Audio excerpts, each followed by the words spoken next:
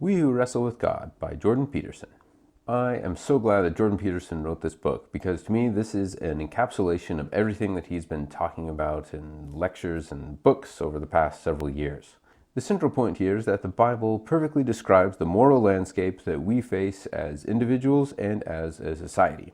I use the term moral landscape here specifically because one person that Jordan Peterson argued with a lot in the past is Sam Harris. And I did a book review on one of Sam Harris's books called The Moral Landscape. In The Moral Landscape, Sam Harris argues that morality can be decided scientifically, and he's using all of his neuroscience background to justify this. So you can check out my book review of that to get my more in-depth thoughts on that principle. And I think Jordan Peterson is doing something similar here, but from a very different angle. He agrees with Sam Harris on the fact that morality is not subjective. There are certain decisions that you can make in your life that will lead to something more thriving, something more fulfilling, that's just part of the nature of who we are as people. And in this book, Jordan argues that it is perfectly summarized in the Bible through the stories of Adam, Cain and Abel, Moses, Noah, Abraham, and Jonah, just to name a few. These stories provide a moral framework for our life that can give us a path of meaning and virtue and ultimately joy and fulfillment. So when you read in the beginning in Genesis, you're not just reading about the creation of the world, it's really a metaphor for the creation of your own mind. And as you read through the creation, as it's listed in those first verses of the book, and God is creating the world in stages. And at each stage, he's seeing that it's good, and then he goes on to something better. This is the pattern for our own lives.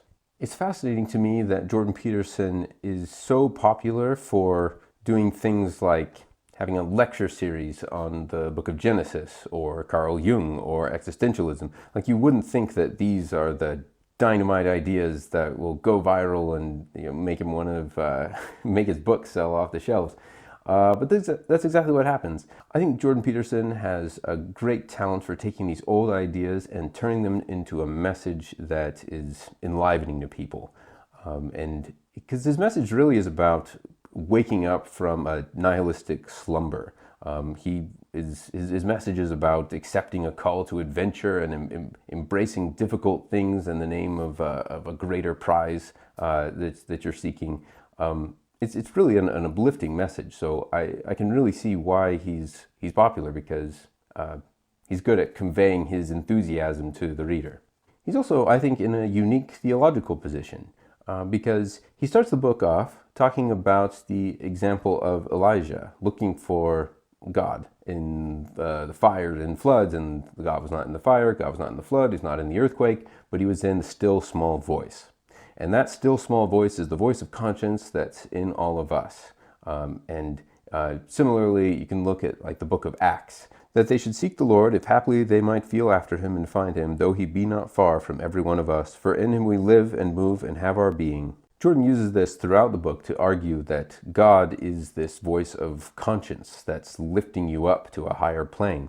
And I think a lot of Christians will listen to him make that argument and think, yes, exactly, God isn't some indifferent, all-powerful being on the other side of the universe. Like, he's here in this world, he cares about you personally, he's right there with you. And at the same time, you can imagine an atheist also liking this argument, because the atheist could be thinking, exactly, there's no all-powerful being, it's all in your head, it's something God is the word that you give to your instinct to help others, like it's all in your head. Interesting note on this, I've watched a few recent interviews that Jordan Peterson did, one with the famous atheist biologist Richard Dawkins, and the other with Matt Fradd, a notable Catholic podcaster. And both of those people were really trying to corner him on the question, maybe it's useful, you're saying that it's useful and all the symbology and all these stories are helpful for guiding your life, but is it true? Is there a God? Was Christ resurrected? And is there actually an afterlife? And Jordan Peterson's eventual answer here is that he doesn't know, but his main answer is, it's not important, it's the wrong question. And to both Matt Fradd and Richard Dawkins, this is a very frustrating answer. Like, how can it not matter? Of course it matters whether or not there's actually a God, apart from the usefulness of living like there is a God. But to Jordan Peterson, it's all about the values behind what we're calling as truths of the Bible. I mean, you can imagine, for instance, Jordan Peterson talking about the myth of Icarus and how what it teaches us in our modern day, and going through very elaborate explanations on it, and Richard Dawkins coming back with, yes, but you can't really make wings out of wax and feathers. That just is impractical. There's no research that that's actually the case, and if you go up, it's going to get colder, not warmer, and so the Icarus is all a big myth. It never happened, so I don't care about any of that. And Jordan Peterson saying, yes, but that's not the point. The point is the lessons that we can learn from Icarus. It doesn't matter whether or not he actually existed. So I actually loved their interview, and it's just so funny watching two very smart people, but very different minds go back and forth like this.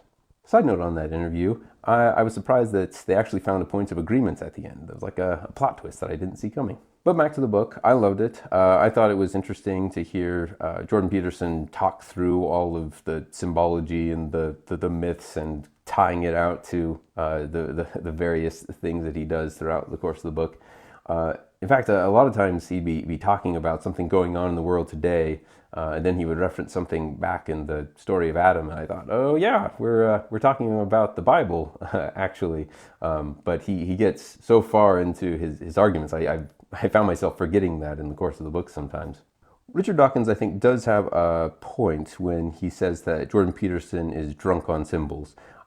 Because I think while I'm interested in all of the analogies and things that he's tying together, some of it I do think it's a bit of a stretch, and I don't really know its usefulness, like the cardinal sins of Adam and Eve in the beginning, the feminine sin and the masculine sin as a proclivity for each gender of how they fall from grace in life, or the in the story of Jonah, he talks about the tree that Jonah is in the shade of as an analogy for modern day environmentalism. Like, maybe.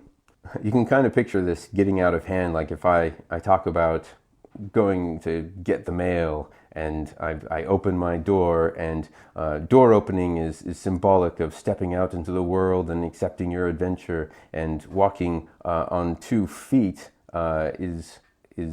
can be tied back to an ancient Egyptians and how they viewed the yin and yang, and walking on grass. Like, you can just see like just one simple thing like that just spreading out into 1,000 different symbols and metaphors that tie back to all sorts of research. And then you can imagine Richard Dawkins saying, but did you actually get the mail? Anyway, I thought the book was very timely for the world today, which I think definitely has an issue with finding purpose and meaning at times. So I am, like I said in the beginning, I'm glad he put all his thoughts together for people like me to digest and mull over. I'm going to give this book 4.5 stars.